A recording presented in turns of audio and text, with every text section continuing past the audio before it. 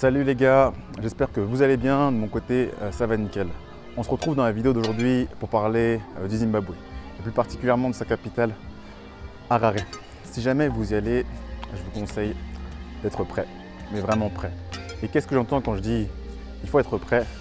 Je vais m'expliquer dans quelques instants. Pour celles et ceux qui ne me connaissent pas encore, c'est Mensa Amega, créateur de la chaîne Web Back to Africa, dont la thématique principale est le retour en Afrique des Africains et des Afro-descendants. Cette thématique en particulier t'intéresse, et si l'Afrique en général t'intéresse, alors tu es au bon endroit.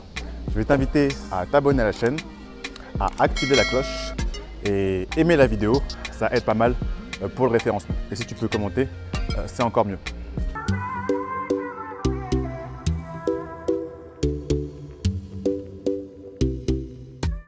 Donc, pourquoi je dis que si jamais vous allez à Harare et au Zimbabwe, il faut être prêt? C'est très lié au prix. Moi-même, je suis arrivé, j'étais pas prêt. C'est-à-dire que cette ville, ce pays est très cher. Par exemple, si je dois vous parler du déplacement, des transports, c'est excessivement cher. Et en plus, c'est compliqué de marcher. C'est-à-dire que j'ai l'impression que la ville n'est pas faite pour que les gens marchent. C'est-à-dire que c'est vraiment fait pour les voitures. Donc si vous arrivez et que vous n'avez pas de voiture, ça va être assez compliqué. Par exemple, pour vous déplacer, je ne sais pas, de 5 km, c'est mieux de prendre la voiture. Et ça va vous coûter par exemple 5 $ pour 5 km. Et si vous faites le compte tous les jours, 5 $ plus 5 $ pour 5 km, quand c'est un peu plus loin, c'est directement 10 $. Vous arrivez facilement à 20 $ par jour pour faire 2 déplacements. Il n'y a pas de taxi moto. Donc les taxis moto pour se déplacer sont interdits. D'ailleurs, il n'y a même pas de moto tout court. Les motos sont utilisées juste pour le transport de marchandises. Donc ça veut dire que vous pouvez accéder à ce moyen de transport cheap qui est les taxis motos que vous avez notamment en Afrique de l'Ouest ou même en Afrique aussi de l'Est, comme en Ouganda, comme au Rwanda, au Togo, au Bénin. Voilà, donc vous êtes obligé de prendre des taxis si jamais vous n'avez pas de voiture. Et ça, franchement, ça vous tue.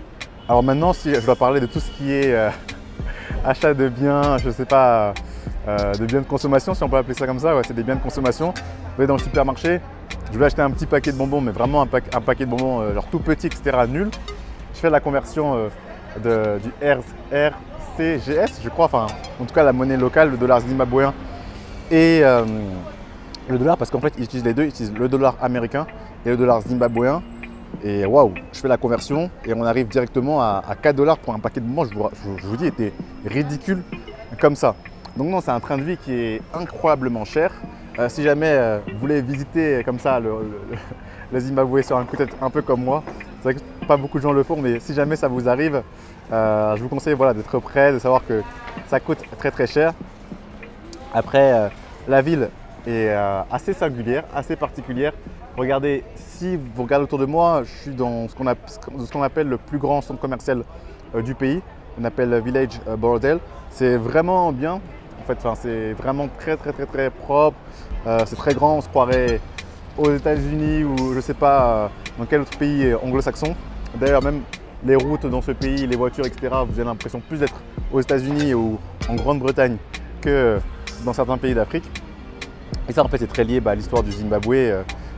Qui était une colonie presque de peuplement pour les Britanniques, à l'instar de la Zambie, à l'instar de l'Afrique du Sud. Enfin, d'ailleurs, je ferai une vidéo sur l'Afrique, sur l'histoire du Zimbabwe, qu'on appelle nous pas mal dans les pays francophones, le pays de Mugabe, Robert Mugabe, qui a marqué l'histoire de ce pays en bien et en mal, mais je reviendrai dessus un peu plus tard.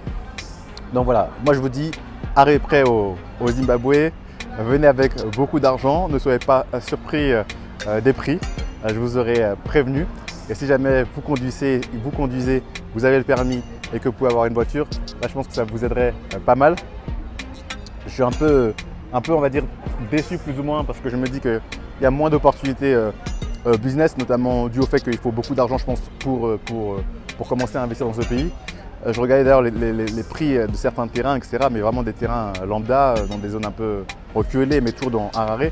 On arrive très facilement, juste pour un terrain, à 45 000 $. Donc quand je vous parlais du Rwanda avec l'accessibilité des terrains, c'est facile d'investir, etc. Là, on n'est pas du tout dans le même champ d'action. Après, je suis resté que à Harare. J'ai pas pu aller dans d'autres villes. Je vais partir malheureusement faute de temps, mais c'est un très beau pays, notamment je pense pour les gens qui veulent découvrir des paysages magnifiques, qui veulent faire des safaris, qui veulent voir les chutes Victoria qui sont aussi magnifiques, qui veulent découvrir ce qu'on appelle le Grand Zimbabwe. Donc en fait, le Grand Zimbabwe, le nom ça vient d'un mot en Shona, donc les Shona qui sont l'ethnie principale ici, et qui signifie la grande maison de pierre. Donc les Shona, eux, ils vivaient dans ces grandes maisons de pierre, donc une grande demeure de pierre qu'on peut voir notamment dans le sud du pays. Malheureusement, j'aurais pas le temps d'y aller, mais ça aussi c'est magnifique. Donc c'est un pays, je pense, qui est très très bien à visiter, notamment en tant que touriste. Après, pour y retourner, c'est un peu plus compliqué. Et je vais essayer d'avoir un web hacker, en tout cas d'avoir une interview, soit écrite, soit vidéo, pour partager avec vous dans quelles conditions ces personnes-là rentrent et pourquoi elles rentrent notamment au Zimbabwe. Allez, c'était Mensa Mega de la chaîne Web Back to Africa et on se dit à très bientôt pour une prochaine vidéo.